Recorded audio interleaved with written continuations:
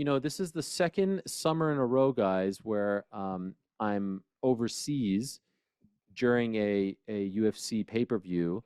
Last summer, I was in the Middle East when Sean O'Malley fought Aljamain Sterling in Boston. Obviously, this weekend I'm here, UFC 304. And every time I have to be in a situation like this, my respect and admiration for the international fans grows exponentially. I don't know how Europeans, how Asians, how Australians have it pretty good because it's Sunday morning for them. But I don't know how anyone essentially outside of the Americas is a diehard fan of this sport. It is literally in the middle of the night. Like a big talking point, obviously, for 304 was that this card was actually happening in the middle of the night over there, and we'll get to that as well.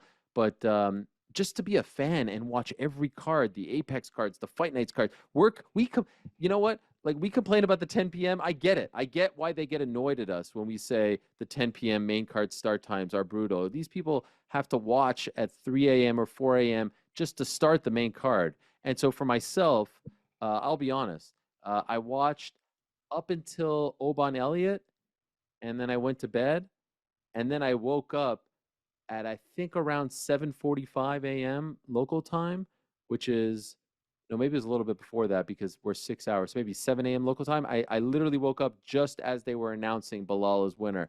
And I got to be honest with you, with like 3 or 4 hours of sleep under my belt, I thought I was dreaming for a moment. I was like, what kind of alternate reality have I woken up to?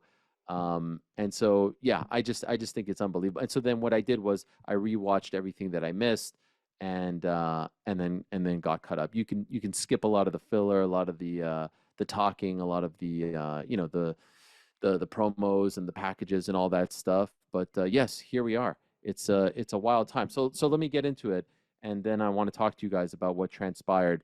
Yes, Balal Muhammad is in fact still the brand new UFC welterweight champion. He wins via unanimous decision in what was somewhat of a, I don't want to say it wasn't shocking, and I think that he was being disrespected a lot by the fans and maybe some of the newer fans who hadn't been watching him. He's come a long way, and I would be lying if if I thought, or if I said I thought, or if many people said they thought this was a championship fighter in the making. But if you look at how he's looked as of late and who he has beaten as of late, this wasn't a one-sided matchup on paper. Obviously, Leon was supremely confident going in, and a lot of the odds makers and fans were confident on his behalf.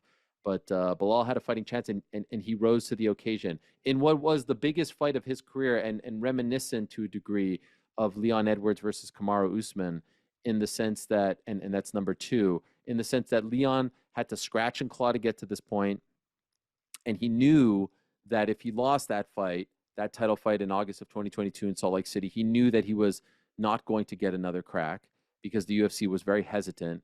He was a minute away from never getting another crack at the belt, probably. And then, of course, he shocks the world with the head kick. Well, I think for Balal, this was his Super Bowl. This was his World Cup final. He knew, because the UFC tried to give this shot to everyone but him, that this is his one and only chance. And so he prepared like a desperate man who had to win, must win. And he performed and fought like a man who knew this was his only chance, and he rose to the occasion. I thought it was a relatively easy fight to score, 48-47 for Belal Muhammad. I gave him the first, second, and fourth rounds. I gave Leon the third and fifth rounds. Overall, I thought Leon looked sluggish. I did not think that he looked as good as he did, of course, against Colby Covington or Kamaru in the trilogy. He was taken down easily, repeatedly. He was outmuscled. He was bullied. And yes, he had some moments, but I never really felt like the tide was completely turning. Maybe towards the end of the fifth round, probably the most damage that he inflicted. But this was a supremely impressive performance by Belal Muhammad, and a very dominant one, and the kind of performance and the kind of fight where no one's really clamoring for another one, at least not anytime soon.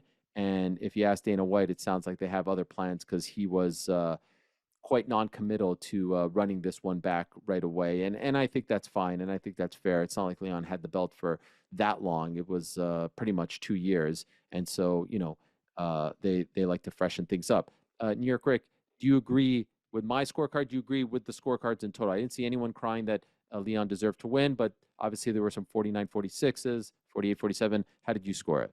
Yeah, I had it the same way. 1-2-4 for Belal and 3-5 for Leon. Um, I think you can make an argument that even 5 was for Belal, but that elbow at the end and the damage inflicted kind of swings it for me. But yeah, like very clearly, Balal Muhammad won 3 rounds, no matter how you slice it, of that fight. So, yeah, scored it that way.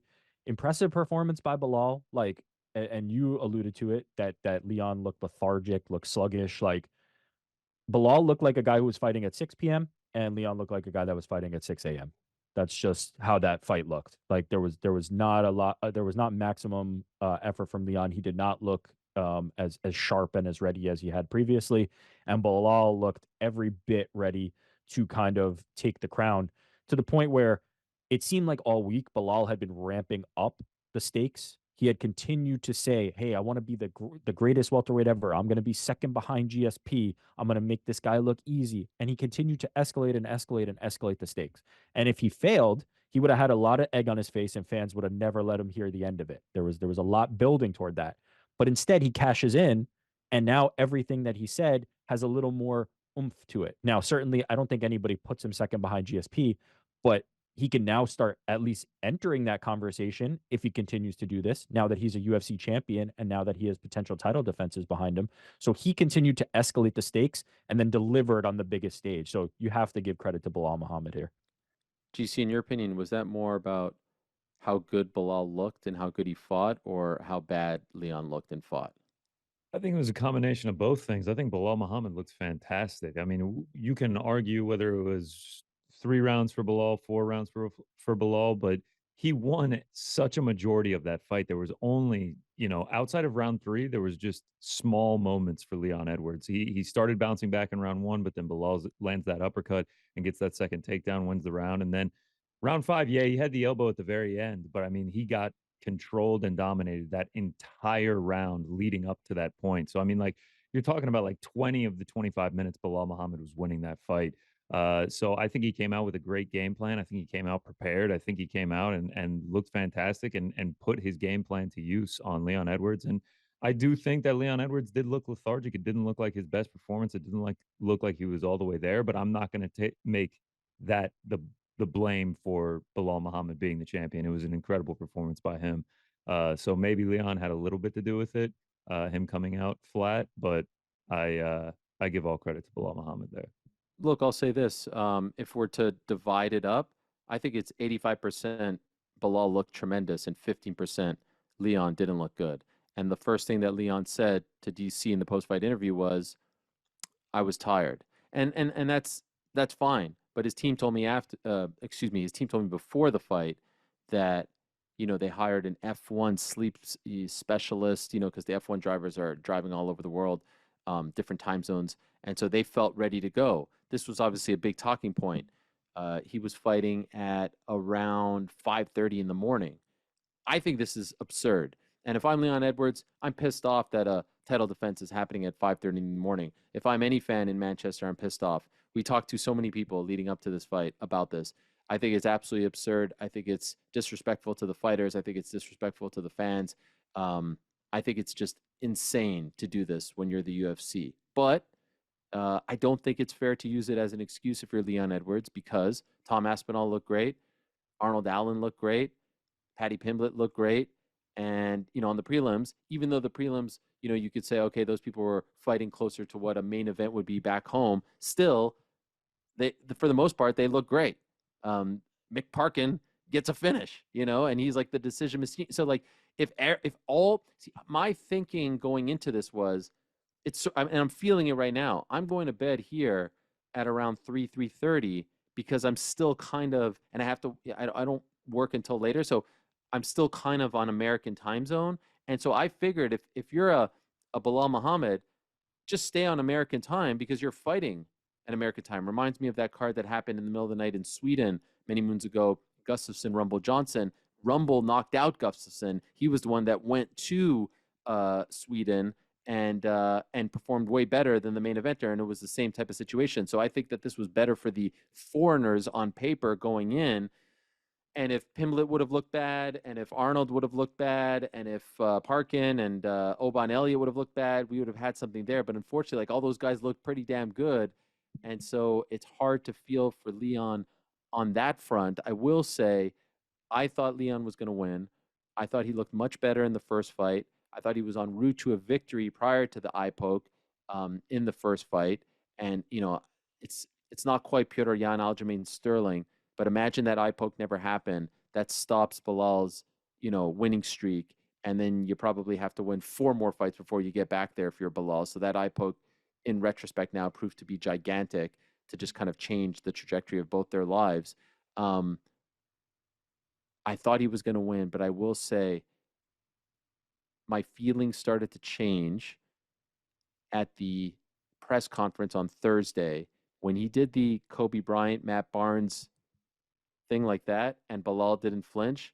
I was like, oh, that's not Leon Edwards. That's a frustrated Leon. That's a Leon that is getting annoyed at the talk. That's a Leon that is trying to break him. And credit to Belal, he did not flinch. He may have like blinked, but like he did not move. And that was the first time where I thought this dude is confident and he's ready to go. And it just didn't feel like Leon was on his game. And I know all this is in retrospect, but I remember seeing that and thinking that's not the same Leon who brushes these things off his shoulders.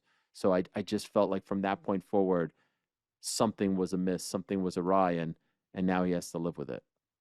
I think there might be something to that. I also think just the tact he took for the entire week was to dismiss Balal Muhammad, to say, he's not on my level. He's not supposed to be here. This is my show.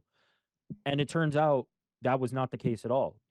Regardless, if Leon had come out and still had a great performance, it is clear from that fight that Balal Muhammad belongs on this level. And I think it was probably detrimental to him to think that way, or at least to express that, even if, behind the scenes he put in the same amount of work. There's certainly a psychology to the idea that, like, if you think Balal is not on your level, it's going to be a real shock and surprise when it turns out he is. So I didn't, I like you, I didn't love, what I was seeing from Leon this week, but at the same time, he is such a composed and technical striker that I thought there would be opportunities for him to still, be successful here. But Bilal really stifled him. I think ultimately this may be hindsight, like, or somebody will point to hindsight in me saying this, but stylistically, this is a really good matchup for Bilal. Like, Leon is not a horse, right? Leon's not a freak athlete, somebody who's going to make Bilal look slow. Leon is somebody who's going to potentially pick Bilal apart by being a superior striker and being able to stuff the takedowns. But Bilal, the gap in athleticism, Bilal, not the greatest athlete, but very has great cardio and very aggressive, and he gets in people's faces and puts the pressure on them. If that athleticism gap is not very big, then Bilal is going to be in the fight and he's going to have real chances to be successful. And he was against Leon, so I think it was a good matchup for him. I was a little surprised by the betting odds, and then you combine that with Leon's performance, which was not his best by any measure, and you get a new champion. GC, can I ask you a question? You're very clued in. You're very tapped in, as the kids say. Why do you think Bilal doesn't connect with people like some other fighters? And why do you think it seems to me like it is? And I know I know I'm putting you on the spot here, but like it seems to me like it is so kind of open and okay to rag on him. Like people like to have him as the butt of the joke, more so than any other top ranked fighter. Why is that? Why do people like? Because by the way, you look at the record, and look at the names: Leon Edwards, Gilbert Burns, Sean Brady, Vicente Luque, Wonderboy Thompson, Damian Maya. Those are all wins post eye poke. Like that's a who's who of 170. Why do you think he doesn't connect with them? I wish I could pinpoint it exactly. I mean, you could make the argument that he wins almost exclusively via decision. He doesn't have the most exciting fight, like style of fighting. He's not great on the microphone. I know that he like upped his game of trolling and saying outlandish things for this fight camp, but like he's not that great on the microphone. Um, and like that, I guess that's just it. I guess like the style of fighting combined with not being like exciting or funny when he's on the microphone. Uh, I guess people just doubted him too. I guess people just love to doubt him as well. I mean, even me, like just like I was thinking about it. just a little over 2 years ago, this guy was fighting Vicente Luque in the rematch, and he was like a plus 200 underdog. I want to say, but the fight before that, he was a massive underdog to Wonder Boy as well. Like it feels like he has constantly been doubted, and people just like to brush him off and just believe that he was never going to become a champion. I mean, I will say that I am guilty of it. I did not think Balal Muhammad was going to become a champion. So I feel like they just wanted to see him lose. They wanted to see him fail. They never actually believed that he would get to this point. And this was the last stone to unturned for him. And now he's got UFC gold. And I felt like I saw love. I saw respect for Balal Muhammad last night because it is an incredible story. Like he really did have this scratch and claw to get his way there, 10 wins. And then when he finally gets his opportunity, he does it. He wins the belt and he gets the gold. So I felt like I saw respect. I don't know if people are going to be diehard Balal Muhammad fans now, but it feels like people are starting to respect him and give him more credit than they have in the past. To Is that it point, isn't sorry, you go ahead. no, I was just going to say a lot of people were sort of analyzing Dana White's body language as he was Yeah. putting the belt, and then the press conference, and he seemed to be in a very foul mood, and he said he'll never give he'll never give those extra bonuses out anymore, and he was so mad, and he said you could blame the three or Yeah. four fighters, and I just chalked it up to maybe he was tired. Although then I start to think about it, and if he's in London for a couple days, he's probably still on Vegas time, and that's just like 10 p.m. for him. So why the hell was he so upset? Do you think he was upset, Rick, because Belal Muhammad is his welterweight champion? Potentially partially, but I think it was just more like being up at that time and being cranky. And then you have but isn't this the story of the welterweight division though? Isn't Kamaru Usman beating Tyron Woodley? Dana probably not being thrilled about having this guy who's a wrestler, who's not great on the mic, who wants to be loved. Like, is Kamaru Usman not Bilal Muhammad? By the way, Wanting all the fans to, Woodley is that guy. and what isn't Woodley Woodley that? knocking And out Robbie Lawler and then isn't beating Leon Darren that? Till. Yes. Isn't Leon that? It's Every single crazy. one of them has Why been is this that? guy who's not getting finishes, not super exciting, a little bit understated, a little bit reserved, and then you get the belt, and then you put together a few title defenses, and winning cures everything. The perception of Leon Edwards is so different than the perception before he won the title. The perception of Kamaru Usman was so different than before he won the title, and the same thing can potentially happen for Belal Muhammad if he's able to string together a few title defenses. Dana This White is should be excited. He should be excited because now he gets to put Bilal Muhammad up against an 18-0 title contender with 18 finishes throughout his career. Like you have the potential to have an exciting welterweight champion right up next. I want to ask you guys about that in a moment, but it's such a great point. Like even going back to Matt Serra, who figured that he would beat GSP. This division is a wacky one. Um, Tyron Woodley beating Robbie Lawler, Kamaru Usman beating Woodley, and then of course, they wanted Till to be champion, maybe Wonder Boy to be champion. Woodley screwed up those plans, and then the Leon win, and then the Bilal Muhammad win as well.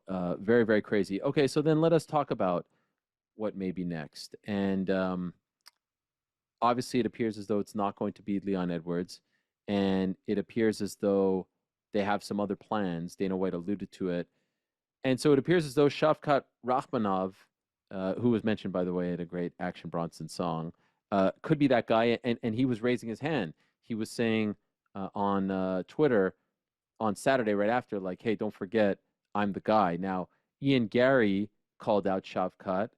And so initially I was like, man, I really kind of like Ian Gary versus Shavkat. I really like that a lot. But now when you look at the landscape, you see that Shavkat is really the best choice, even though he doesn't have like a big time signature win. He doesn't have a number one contender fight win under his belt. Obviously, Ian is there. They're not going to run it back with Leon. JDM is there, Jack Della Maddalena, but he's not fighting in Perth. He's still messed up. His arm still infected. I believe he had a baby recently, so he'll be out for several months. And so, is it Balal versus Shavkat?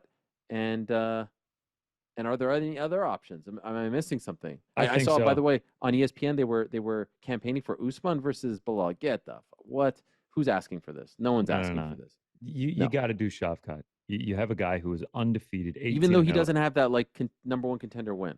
That's all right, man. That's all right. Yeah, Islam Makhachev got a title shot off of a Bobby Green victory. yeah, Yeah, I mean, fair. like he's Shavkat has proven that he is an elite level mixed martial artist. He has this aura about him that he is just unbelievably good, unbelievably talented. And the record backs it up. 18-0, 18 finishes. This is who you have Belal fight. And either Belal gets past Shavkat and it's just like, wow, this guy is legit champion. And I think the impression of him starts turning in favor of like the Kamaru Usmans and the Leons of the world, or Shavkat comes and he becomes your welterweight champion. And now it's like, how long can this guy go? Now he's 19-0 at this point. Like, how many title defenses can this guy rack up? He could be one of the greatest ever. I think it's without a doubt. Then maybe you book what, Ian Gary versus Leon Edwards. I love that. I Yeah. actually kind of love that. What do you think, Rick? Shavkat versus Belal, Ian versus Leon, Kamaru versus Wonderboy. Ooh, Get it done. Let them settle it out, and then you book JDM Everybody once settles it. once Yep. he's healthy and the baby's a little bit older and a little bit wiser. Leon then you- versus you book Ian him. is just like right there for you, right? Perfect. There's a storyline there. Shavkat versus so I saw some people saying put Shavkat versus Balal in Abu Dhabi. I mean, they've asked people to turn around. Just ask Aljamain. That's in 3 months from today, that Abu Dhabi card, or like the 27, 26, whatever it is. That's a quick turnaround. Crazier things have happened. Balal fighting in Abu Dhabi does make sense. I was don't know if just he gonna does it. say, like, look, Bilal went through a lot of hell this week. Although actually, there was some at the press conferences and things like that. There were some vocal like supporters of Bilal. Like, I certainly think there were a lot of fans that turned out, maybe surprisingly, right? I expected it to be a little more overwhelmingly Leon, but there were a lot of boos. There was a lot of consternation about everything Balal Muhammad was saying. If he goes to Abu Dhabi, I feel like he would be a guy that people would get behind. And so maybe it's worth that, you expedite that timeline a little bit, you heal up and you try to get it done, because if you can get it done there, I think the support will be in his favor. So I don't know, but it makes And sense. then the other one that I saw was him on the December card. But as things stand right now, the December card is Conor McGregor. They ain't putting Belal Muhammad on a Conor McGregor card. There's just no freaking way. You just know it. You know what I mean? You just know it. So yeah, maybe it's Abu Dhabi, or then it's probably January. And that's 6 or so months. I'm sure he wants to, chill out a little bit. So the 3 months might be quick. I do really love the Leon versus Ian Gary fight, but also again, like Leon probably wants some time off too. Although I don't think he got beat up necessarily. He's probably just super pissed. I reached out to his team, but I didn't hear back yet. Um, he's probably gonna, this has a sort of, it has a little Izzy Strickland to it, doesn't it? Right, where it felt like for the whole build-up, Izzy was just dismissing Strickland, like, "What? Of course I'm going to roll through this guy," and then Strickland shocks the world, and it felt the same leading up to it in retrospect, right? Like Leon was just very dismissive, and this is going to be a fight that I think he's going to regret for the rest of his career, especially if he doesn't get another crack at the belt. Um, and he should feel annoyed that it happened in the middle of the night, but again, everyone had to play with those cards, so them's the breaks. I think on Leon's part, it was similar to the Izzy thing, like in the sense that he was dismissing him. But I think Bilal winning is much less of a shock than Sean That's fair. Strickland winning.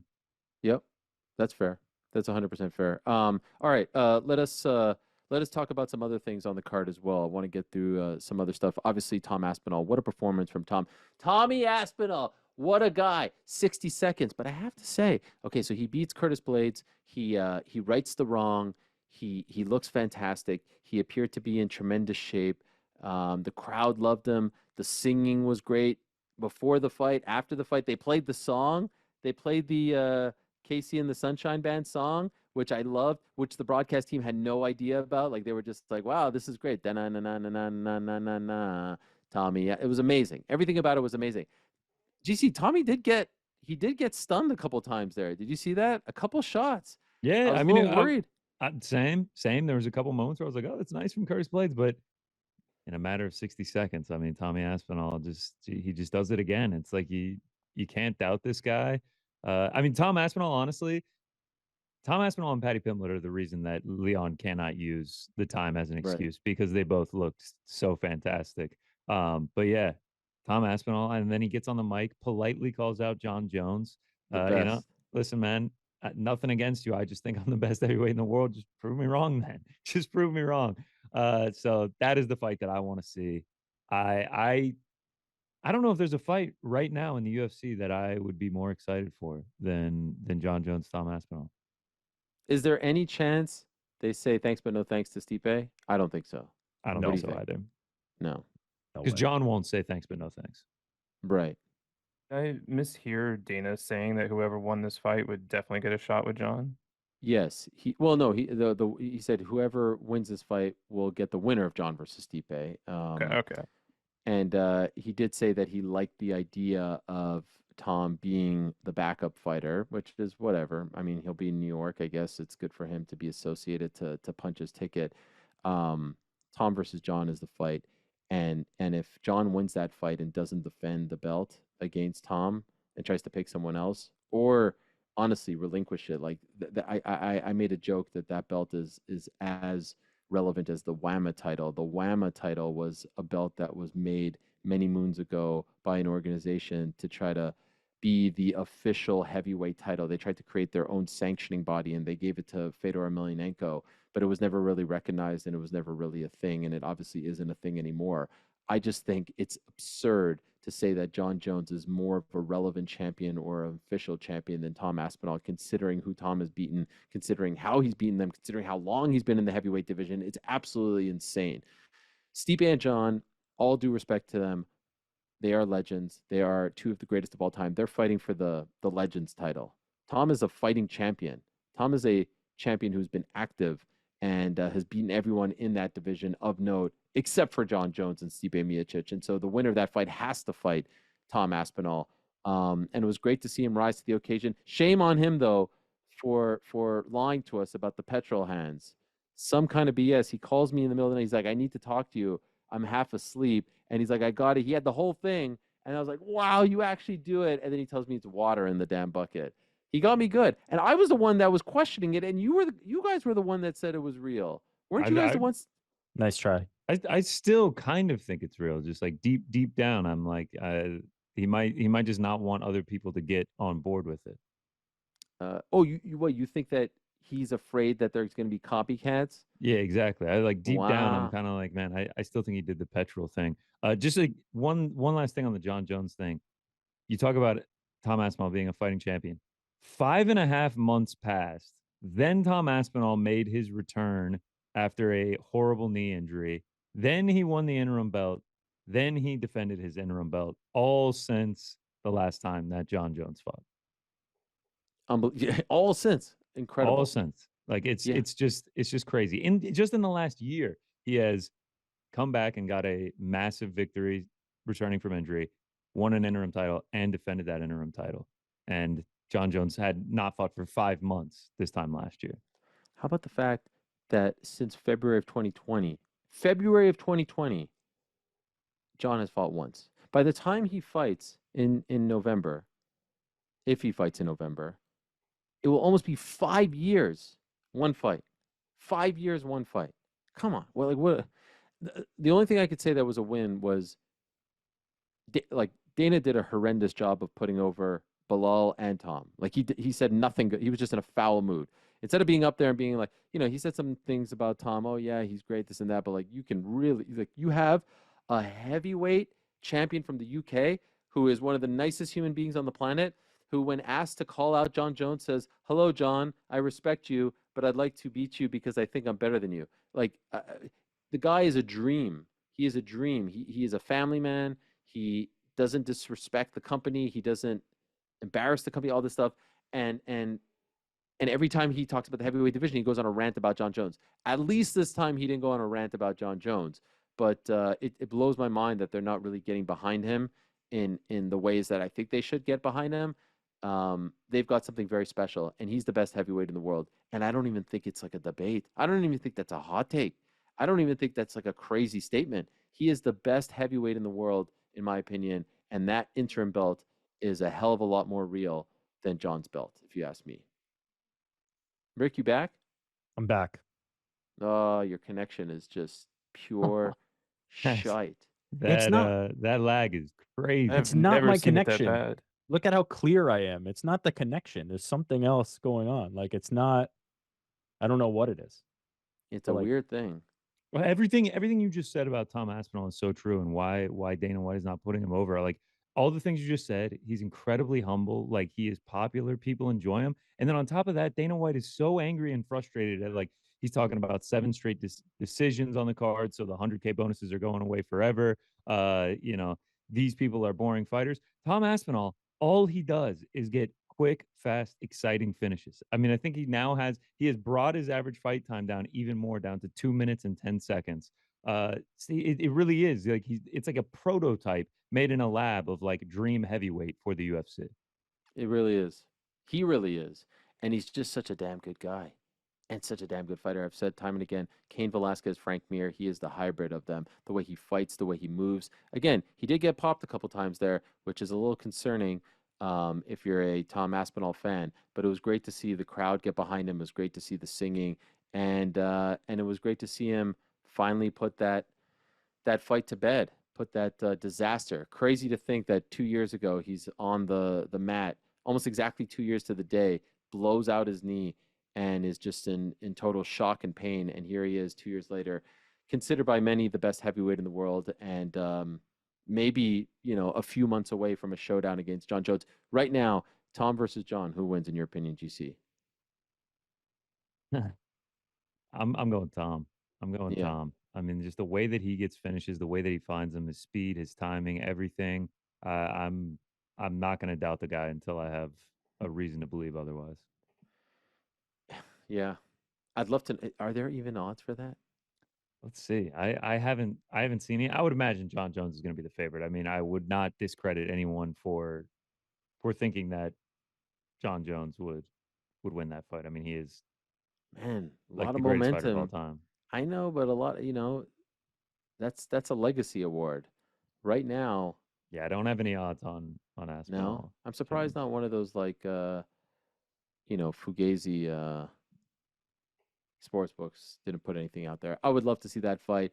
And Tom, what about Tom getting crafty and suggesting a four-man one-night tournament? Tom versus Alex, I love it. Baby versus John, and the winners. Absolutely love it. Yo, could you imagine? What does that pay-per-view do? Well over 1 million at MSG. Could you imagine? Brother, you got Jon Jones, who many believe is the GOAT. You have Stipe, who many believe is the heavyweight GOAT. You have Tom Aspinall, who's this up and coming young star that has looked unbeatable to this point. And then you have Alex Pereira, who is arguably the hottest star, inarguably the biggest babyface in the UFC right now, all at the top of the bill, all at the heavyweight division. Oh my! Sign me up, man. Sign me up. Better chance. Tom Aspinall's next fight: Alex Pereira, Jon Jones. You're saying Like what? Like if you had post to pick, post Stipe? just saying, like the next time we see Tom Aspinall in a Oh, I'm fight, sorry. I thought you said Jon Jones. My mistake. Um, you're asking what is next for Tom Aspinall, Jon Jones or Alex essentially, Pereira? yeah. Like who will be his opponent the next time we see him? I think it's going to be Jon Jones. I think that Jon Jones is going to go out there. He's going to beat Stipe Miocic. Tom Aspinall is still going to be waiting, and Jon Jones is the ultimate competitor. He obviously he people can say that he's ducking Tom Aspinall, but like this is like the greatest fighter of all time. He's not actually ducking him. I think the Stipe fight means a lot to him, and I think the competitiveness in Jon Jones will have him fighting Tom Aspinall. I mean, there's a little bit of I'd like to history there. think so. They've run into each other now in public. The MMA fan base seems to want it. I think Aspinall is going to get what he wants, and he's going to get a fight against Jon Jones. I want to think so as well. I'll just say this: if Jon Jones doesn't fight Tom Aspinall, if he blows by Stipe Miocic and doesn't fight Tom Aspinall, I will say that his run as a heavyweight will be akin to perhaps Michael Jordan on the Washington Wizards, where it's like, let's not talk about this chapter of the career and let's just talk about everything else let's talk about the Bulls run / the light heavyweight run, because that will mean he will have had an opportunity to fight Francis Ngannou, and he will have had an opportunity to fight Tom Aspinall, and for various reasons, those fights didn't materialize when he was a heavyweight, right? Or at least en route to heavyweight. And so, look, he doesn't have to fight Tom Aspinall to be considered the greatest of all time. his legacy is set. But that's the fight that everyone wants to see right now. That is 1000% the fight that everyone wants to see. And Tom said in the post-fight interview, what did he say? He's like, or I think it was the press conference. He's like, I bet that Jon was rooting for Curtis tonight. And to his point, Jon usually pops up on Twitter when these things, and like was pretty quiet on Fingers and Saturday toes night. crossed that Curtis Blades ended up getting a victory. I did just find odds for Aspinall Jon Jones. Tom Aspinall -150, Jon Jones +130. And then Wow. there go. are also odds. Jon Jones -600, Alex Pereira +450. Wow. Okay. Alex Pereira +450, huh? Damn. Yeah, moving up to heavyweight. Yeah, Jon Jones can grapple. that's true. What about Alex Pereira, Tom Aspinall? Let's see. That would be a crazy one. Alex Pereira, Tom Aspinall. Tom Aspinall -400, Alex Pereira +300. That's interesting. They got Aspinall as a favorite over Jones, but they got Jones as a -600 over Alex Pereira, and Aspinall just a -400. It's all styles. Yeah. Aspinall is going to grapple Alex Pereira and has not made Right. any secret about it. He's like, why would I ever strike with this guy who has nuclear power? I will take him down and submit him in 2 minutes, which he would. God, I want to see that Jones fight so freaking bad. Oh, dude, I want it. I need the walkouts. I need like Yeah. the tension. I need everything about it. I need the buildup. I need because like Jon Jones locking into I'll never forget that Cyril Gane fight week when they had the video of Cyril Gane playing FIFA, and then it goes to Jon Jones and he's just like, oh yeah, he likes his video games. He's like 12th ranked in the world on FIFA or something like that. He's like, I'm not here to do that bullshit. I'm here to fight. And then like, of course, he goes out there and wins in 90 seconds. I need that buildup. I need that. I just need it, man. That is the fight that I want. Tom Aspinall. Is that? versus Do you think Jon that's the Jones. most anticipated fight in the UFC right now? Like the most desired fight in the UFC right now? I mean, I guess anything Connor related is always going to be number one. Of course, but yeah. Non-Connor. Non-Connor, I feel like for real fans that know the sport, that watch at least all of the pay-per-views and are aware of the landscape of the UFC and the heavyweight division, I feel like that's the one, man. I really do, because the Pereira moving up to heavyweight is very fun, and I love that idea, and I think it would be tremendous to see how he does. But like, you look at the odds, at least from the odds makers' point of view, they think he's thoroughly outmatched at heavyweight against guys like Aspinall versus Jon Jones. Jon Jones and Aspinall is a coin flip. Legacies on the line. I mean, what does Tom Aspinall's legacy become if he becomes the one that defeats Jon Jones? And then Jon Jones has a case to just shut up the up and comer that can't do anything but win in 1 minute against the best of the best at the heavyweight division. I mean, it's so good. We have a real chance here to exercise the ghosts of Jon Jones versus Francis Ngannou that we never got. This is the one. This is the one. Everybody wants it. I feel like Jon was more on board with a Francis than he is potentially with the Tom. But I think if you pay him enough, you can get Jon Jones on board. Let's learn from the mistake that we made, that we never got Jon and Francis, and let's make Tom versus Jon. And of course, Stipe could go out there and screw all this up. No, knock out he can't. Knock out Jon Jones and then retire and be like, I'm out of here. And then Tom just becomes the undisputed champion, just like when GSP beat Michael Bisping and then retired, and then Robert Whittaker became the undisputed champion. By the way, very quickly, some people were saying it was an early stoppage by one Mark Goddard. I could see hair.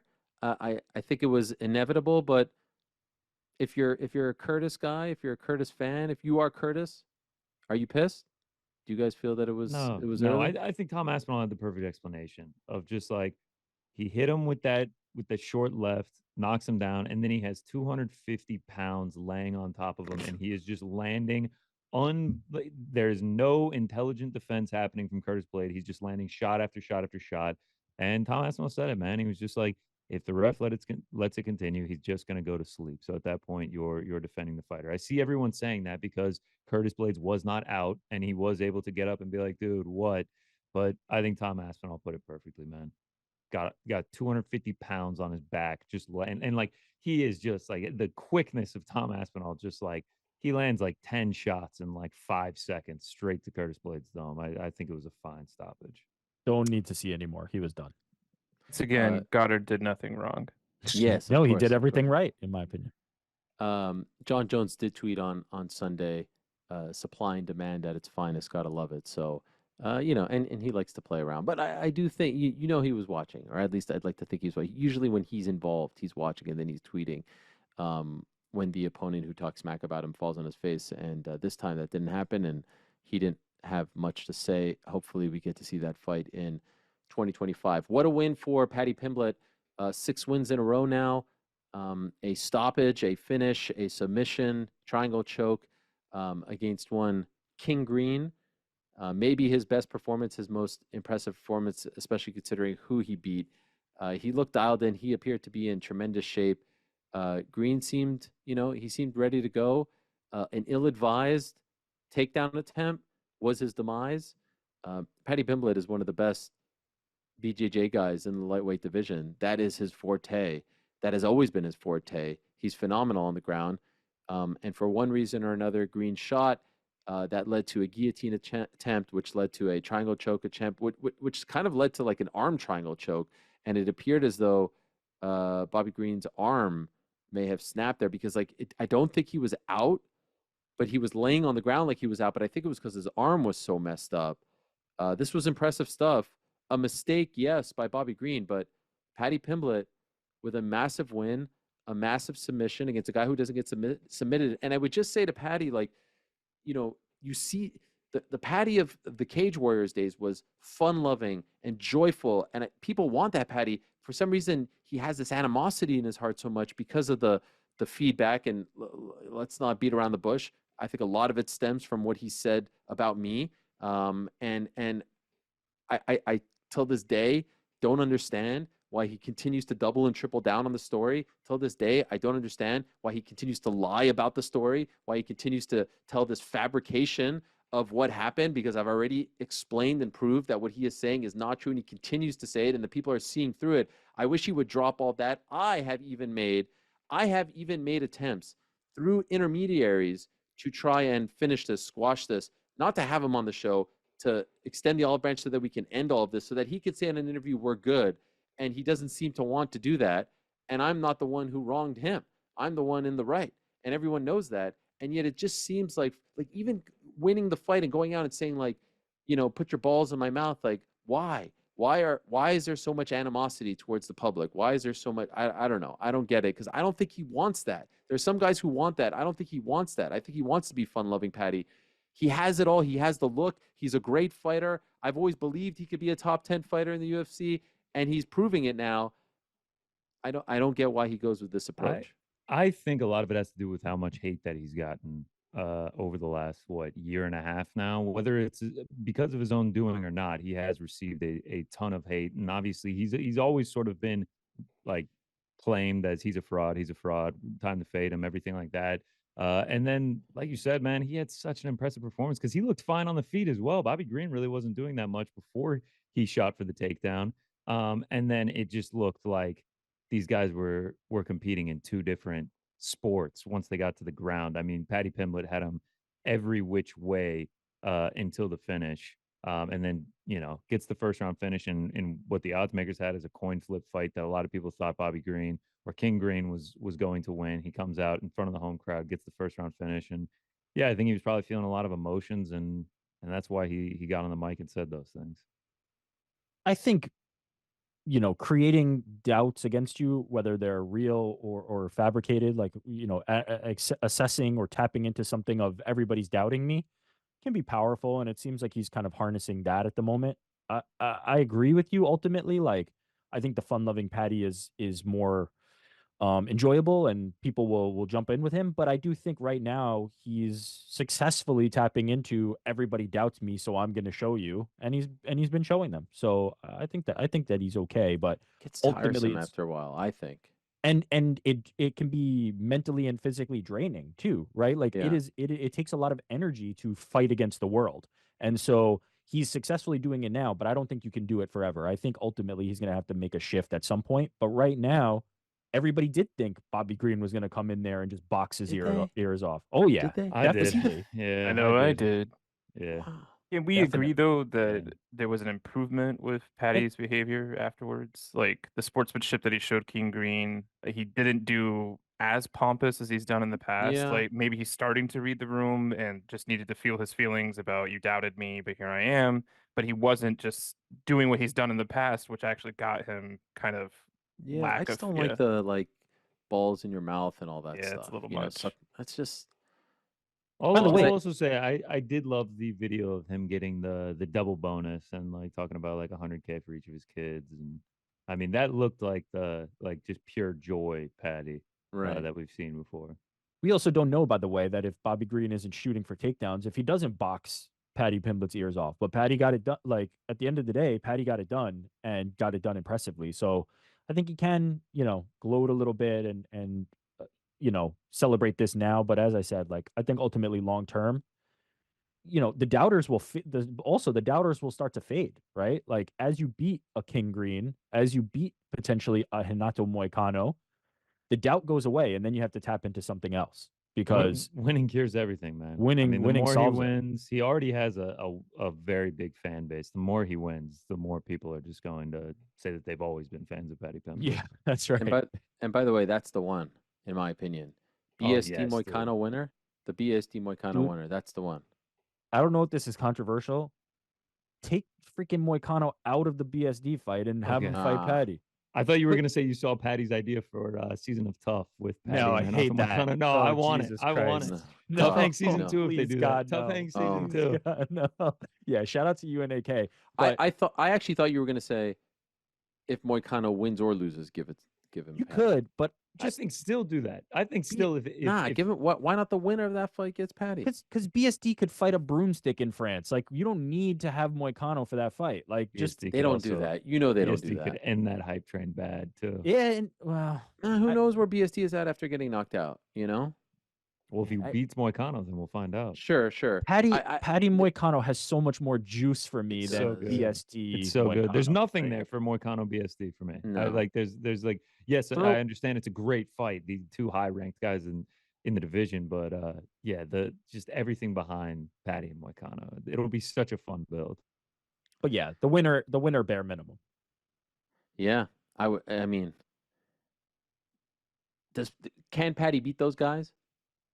We have to find out. I wouldn't have said Yeah. he could beat Bobby Green, to be Yeah. honest. We have to So find out. I, I, I'm we, I'm more interested in that. I'm more interested in finding the answer to that question than I No, was this is the before. appropriate step. It's yeah, time now to swim with those sharks. this is a sport that proves doubters wrong consistently. So we just got to see. Um, Gregory Rodriguez beats Christian Leroy Duncan. Solid, dominant win. At this point, there's points in the night where it felt like the crowd was fading a little bit. Shout out to AAA, though. Arnold Allen back on track with a big win over Giga Chikadze. He had 2 fights. He had a 2-fight losing streak under his belt there, and was starting to feel a little bit of the pressure that comes with being on a 2-fight losing streak. And even said afterwards, as he was walking out in a very funny video, he's like, "I think I broke my hand again. Love the new gloves." But in fairness to the new gloves, he has broken his hand with the old gloves. He did comment on a video from Giga Chikadze, who said that he tore his shoulder or some injury to his shoulder in the first round. Well, first Giga said, "I'm not going to make excuses," but then in the next sentence he said, "But," and Yeah. then Arnold was like, "Well, I think I broke my hand and I'm still waiting to get checked out. So how do you know that you tore your shoulder?" In classic Arnold fashion. But I thought Arnold looked great. Dude, what you just said, having 2 losses coming into this one, really needing a victory, and then, in my opinion, and all 3 judges agreed, losing that first round pretty clearly. Now back against the wall, has to win these next 2 rounds or get a finish. Or we're looking down the barrel of a 3-fight losing streak for a guy that's would have only lost 4 fights total in his career to that point. I thought it was incredible for him to bounce back, really put on the gas in that 3rd round, really start hurting Giga Chikadze. Incredible performance. Could not be happier for Almighty. It was amazing. One of the best. Prior to that, we went through like a weird lull. Nathaniel Wood with the unanimous decision win over Daniel Pineda, and he mentioned afterwards that his newborn has some medical issues that need to be taken care of. So we do wish Nathaniel, a great guy, and his family all the best. Bruno Brazil beat Molly McCann via unanimous decision. Jake Hadley beat Callan Loughrane via unanimous decision. Huge win for him. I'm going to skip one fight for a moment here. Shout out to Oban Elliott, the Welsh gangster, now 2-0, hard-fought win over Preston Parsons, and his promo would have made Chael Sonnen blush afterwards, and the pose was great as well. Modestus Bukauskas beat Marcin Prachnio via arm triangle choke in the third round. Impressive stuff there. Sam Patterson beat Kiefer Crosby via arm triangle choke in the first round. Mick Parkin gets the big first round stoppage as well. Great for him. And Team BFG on fire. 1,000% the best gym in the world now for big men. Also, the likes of Phil DeFries, Rico Verhoeven pops in and out there, and people are coming from all over the world. And shout out to Shauna Bannon of Ireland for picking up her first UFC win. She wins via split decision. Now, let us go back to one other fight that we need to discuss on this card. Muhammad Mokaev versus Manel Kape. You know, all week long, these two were going back and forth, and they have a history. They got into an incident at the PI, and there was a lot of talking back and forth and back and forth. And apparently, according to Eric Nixick, who is the head coach over at Extreme Couture and Manel's coach as well, they saw each other at the hotel. Muhammad Mokaev said to Manel, let's take a picture, let's bury the hatchet, to send a message to our Muslim brothers and sisters that we should be united. We're both Muslim. Manel, according to Eric, agreed and was down, took the picture. And then according to Eric and according to Muhammad, who pretty much confirmed the entire story in the post-fight interview, Muhammad sucker punched him in the hotel. And he said all of this afterwards as well. And then a whole brouhaha ensued, and then a whole brouhaha ensued at the weigh-ins. And then in the cage, they were trying to fight each other before the buffer intros. And then something that I've never seen before happen. There were security guards literally physically holding them back, especially Manel, during the intros. I've never seen that. These guys are about to fight, and they're being held back physically in the cage. Then what happens? The fight starts, and neither of them throw a punch. One of the most boring 5 minutes ever. The fight was rather uneventful. Muhammad wins. I thought he won 29-28. He ends up getting the nod by one of the judges, 30-27. Whatever. He won the fight. They embrace afterwards, and then it seemed like everything was okay. But then where it really gets interesting is in the post-fight press conference, Muhammad, again, confirms all of this, says that he had to do it, which to me is not only disgraceful because you're sucker punching a fighter that you're about to fight, but you're using your religion to bait him into the picture. You're using the religion to say, let me take a picture with you so that we could send this message. The guy says, all right, I like that. And then you sucker punch him. Double shame. And then in the post-fight press conference, we find out that he's on the last fight of his deal, that he has not signed a new deal. By the way, Paddy Pimblett did sign a new deal, so congratulations to him. I believe a 6-fight deal. That was one of the other outstanding items going into the fight night. But Muhammad says he doesn't have a new deal. He said that he was told that if he continues with his wrestling, they won't re-sign him. I highly doubt that that was said to him. I do think it's possible that a matchmaker may have said, like, look, your style isn't the most fan-friendly. We don't know, yada, yada. And then Dana White is asked by MMA Fighting's Jose Youngs, who I think actually did a great job, worth saying, that he continued to press Dana on this topic and finally got the information, leading to Dana White saying he can essentially leave. The PFL just got a new fighter. Good luck to you. We're not interested in re-signing you. Now, Muhammad Mokaev is still one of the youngest fighters on the UFC roster. He is 12-0. He is undefeated, obviously, in the UFC. He is just 23 years young. This is a guy who not that long ago was talking about being the youngest champion in UFC history. Now, essentially, the UFC didn't cut him, but they're saying, we're not interested in keeping you around because you're too much of a liability. You're too much of a headache. There have been issues at the PI, issues on fight week. You're giving us issues in the, in the build up to a fight. Let's see what ultimately happens here. But this is a shocking turn of events for a young man that we were talking about potentially being the youngest champion in UFC history. He could be out and staring at a world where if in fact he does go to the PFL doesn't have a 125-pound division. The PFL doesn't have a 135-pound division. only Bellator has a 135-pound division, and who knows how long that lasts. Obviously, the champion there is Patchy Mix, but that's not something that you want to hang your hat on. You were in the UFC. Rick, what do you make of this? This is an insane thing. Yeah, it's a bit shocking because ultimately, although there is talent outside the UFC that I believe are some of the best in the world, most of the best talent in the world fights in the UFC. And so to have somebody who we consider one of the best and just let them walk away is certainly a bit jarring, but at the same time, he acted like a dickhead all week. Like, let's just call it what it is. He did some things, he acted in a way that if if if he was if he was still under contract, I don't think they would have cut him. I think they would have like let him stay. But because he was out of contract now, it's very easy to just say, "Hey, we're not going to renew your deal. See ya. Go do something else." And to be honest, he can go to another place and then come back in 2 years as a more mature person, and they might just re-sign him and be like, "Yeah, he's ready for it now." So, it's a good business decision by the UFC. It makes a lot of sense to me.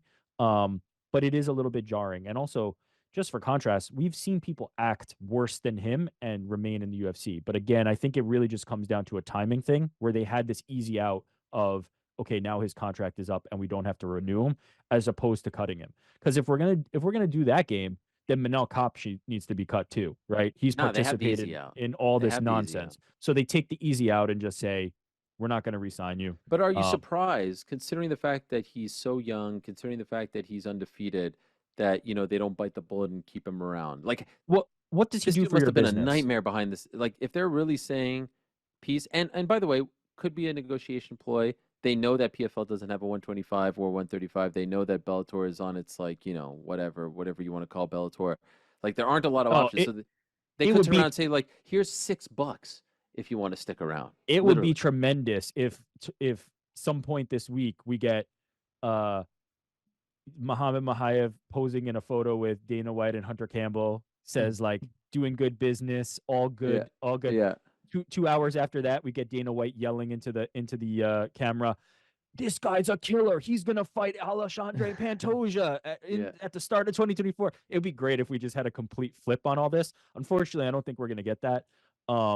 Hey, John Morgan tweeted out what's been sent out to the voting panelists. A flyweight update. Please note that Muhammad Mokaev has been removed from the rankings Yeah. eligibility. He has completed the last fight on his contract and will not be re-signed.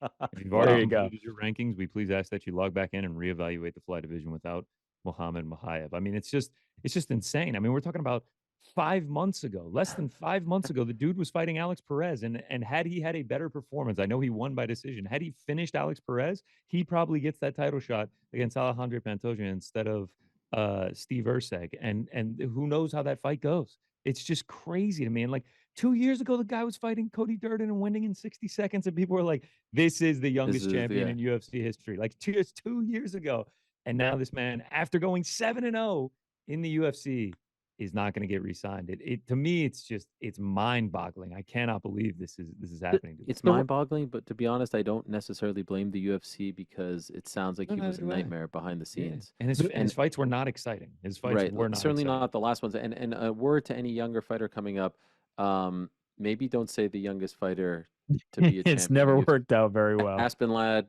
Macy Barber, Muhammad Mokaev, it appears it seems to be a death knell, to be honest. Rosas is on watch right now. Oh, Did God, any of please. them win a title also that claimed that? No. He doesn't do enough for your business to deal with the other bullshit. Like, it's just what it is. Like, he doesn't help your business enough for you to suffer through whatever else problems he's giving everybody. And the other thing is, the writing is kind of on the wall on this. The UFC has been known to, you mentioned Paddy Pimblett signing a new deal. The UFC has been known to make you sign the deal before the last fight of your contract. So what they are broadcasting by not having had him do that is, we ain't re-signing you. He should have, if he walked out there and smoked Manel Kopp and like had the greatest performance of all time, just absolutely obliterated him, they probably go, all right, I guess this guy's the guy to fight Pantoja. We'll re-sign him. Short of that, especially this controversial decision that he earned, there was no chance he was getting re-signed. They probably had this already in their mind that, like, if Kopp wins, he's gone. If he wins impressively, if he does the wrestling thing that we suggested he not do, wink, wink, he's gone. Outside of absolute nuke, he was not going to get re-signed. Which he doesn't have in his hands. And then like you talk about it, he should have gotten a point taken away for almost ripping Manel Kape's shorts off. And then if a point gets yeah. taken, that fight ends in a draw. Like it's just like Yes, the dude seems like he could just do nothing right this week. you're right. Beltran was all up in his grill, but didn't actually. Do Kinda not all up in make his grill. me Yeah. Don't enforce the make me. rules. By the way, you guys think he'd want to come on the show and be interviewed by me Yeah, now, I think or so yeah, reach out for sure. See what's no? up. He was very vocal about It'd be that. good both for the tweet? for courting future employers if you were Yeah, able to go on a sure, big no. platform and Don talk Davis, about Muhammad it. Mokaev face off. Guess what? Not But- welcome. Yeah. That was in a list of absurd things that have happened over the last few months. Muhammad Mokaev publicly pronouncing that he would refuse to ever come on the show when I've never asked him to come on the show in the last few months because I shared a video of the good people of Dagestan storming the airport searching for Jews on a plane. That's what pissed him off. Good riddance, my man. No problem. I'm curious to see where he goes from here. But it is a lesson to a lot of people. You come into the UFC with your chest puffed out, saying you're going to do this and that. It's still the entertainment business, right? And you have to treat people well, and you have to treat people with respect, and you can't go around sucker punching people. And I have no issues with what the UFC is doing here. My feelings about what he has said about me and all that other nonsense aside, like they run a multi-billion-dollar business. They can't have fights in hotels and PIs and things like that. It's absurd. It's absolutely absurd. To All right. his recollection, has anyone ever sucker punched like this, where it's like, oh yeah, let's take a picture and then hit somebody?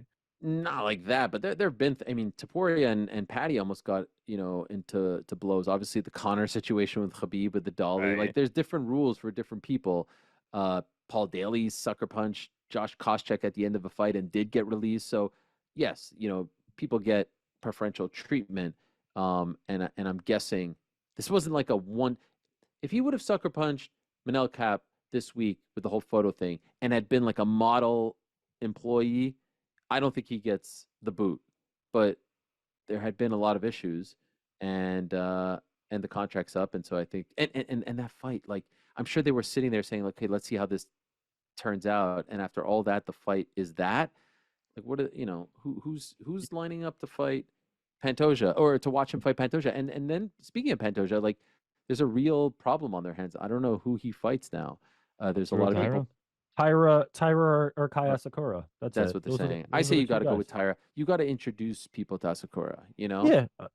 Well, there's two ways you could do it. You could either do it that way where you're like, hey, let's get him some reps and now fans are familiar with him, or you have it as like this guy's coming in to take over, right? You can Rarely play do they that do that. angle. Rarely. It's also rarely successful, right? Most Right. people experience the quote unquote octagon jitters, and you want them to get experience fighting in the UFC and having that, having the fight week experience and understanding the flows and rhythms of it before you throw them right into it. But I don't hate it if Tyra can't go and they need to put Pantoja on a card. I don't hate Asakura as the Let fight. Asakura fight like a Schnell or a Perez, where he can go out there, he can likely get a finish in an exciting Yeah. fight, and then you put him in the title picture. Yeah, I agree with that. After that list, we're getting real thin. Like we're running It's out. thin, brother. It's thin. 125 is You could is use a not on guy stable like Muhammad footing. Mokaev if he didn't come with so many problems. You guys think they ever do this again? Middle of the night card? I mean, Dana seemed pissed afterwards. The performances, he said you could blame these guys. I think it's a little bit unfair. There were He actually, really was like he was angry, man. Any question he got asked, he was just firing back. I think the main event wasn't even that bad. Like the main event, the Aspinall fine. fight, the Paddy fight, the Arnold fight, like the main card was like we've seen way worse than this. I think it will depend on their broadcast home, right? Like Yeah. this was all a construction of the fact that UFC pay-per-views in the primary market of the US sell on ESPN and on ESPN Plus, and it is difficult to break people's habits. And if you're showing it at 2 p.m. in the afternoon, people don't buy it. Like we saw this with Habib in Abu Dhabi. It doesn't matter, how big a star, how good a card. The cards sell worse when you're trying to get people to buy them in the middle of the afternoon as opposed to at 10 p.m. at night. So if they go to a different broadcast home and all of a sudden, like, that's not as much of a concern, I could see a world where we're doing these at regular times and Leon Edwards doesn't have to defend his title at 6 a.m. I could see that. I hope not. I don't think you go to a market, go in prime time, and I think the sport is big enough to where the fans are going to watch